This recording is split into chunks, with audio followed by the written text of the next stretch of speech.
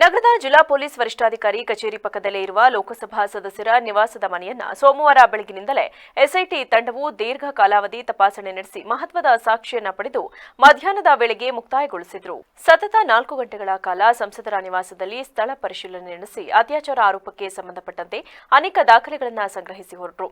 ಹಿಂದೆ ಸಂತ್ರಸ್ತ ಮಹಿಳೆಯೊಬ್ಬರು ತನ್ನ ಮೇಲೆ ಎಂಪಿ ನಿವಾಸದಲ್ಲಿ ಅತ್ಯಾಚಾರ ನಡೆದಿದೆ ಎಂದು ಹೇಳಿಕೆ ನೀಡಿ ದೂರು ದಾಖಲಿಸಿದ್ದರು. ಮಹಿಳೆಯ ದೂರನ್ನು ಆಧರಿಸಿ ಇಂದು ಸ್ಥಳ ಪರಿಶೀಲನೆ ನಡೆಸಿದ್ದಾರೆ.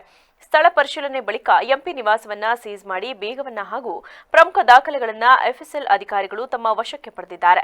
ಮೇ 4ರಂದು ಸಂತ್ರಸ್ತ ಮಹಿಳೆ ಜೊತೆ ಎಸ್ಐಟಿ ಅಧಿಕಾರಿಗಳು ಸ್ಥಳ ಪರಿಶೀಲನೆ ನಡೆಸಿದ್ದರು. ಅದಾದ ಬಳಿಕ ಮತ್ತೆ ಸೋಮವಾರದಂದು ಅಧಿಕಾರಿಗಳು ಪರಿಶೀಲನೆ ನಡೆಸಿದ್ದಾರೆ. ಹೊಳೆನರಸೀಪುರದ ಚನ್ನಾಂಬಿಕಾ ನಿವಾಸದಲ್ಲೂ ಕೂಡ ತನ್ನ ಮೇಲೆ ಅತ್ಯಾಚಾರ ನಡೆದಿದೆ ಎಂದು ಸಂತ್ರಸ್ತ ಮಹಿಳೆ ನೀಡಿರುವ ಹೇಳಿಕೆಯನ್ನು ಆಧರಿಸಿ ಹಾಸನದ ಎಂಪಿ ನಿವಾಸದ ಪರಿಶೀಲನೆ ಬಳಿಕ ಹೊಳೆನರಸೀಪುರ ಚನ್ನಾಂಬಿಕಾ ನಿವಾಸದಲ್ಲೂ ಕೂಡ ಎಫ್ಎಸ್ಎಲ್ ಅಧಿಕಾರಿಗಳು ಸ್ಥಳ ಪರಿಶೀಲನೆ ನಡೆಸಿದ್ದಾರೆ.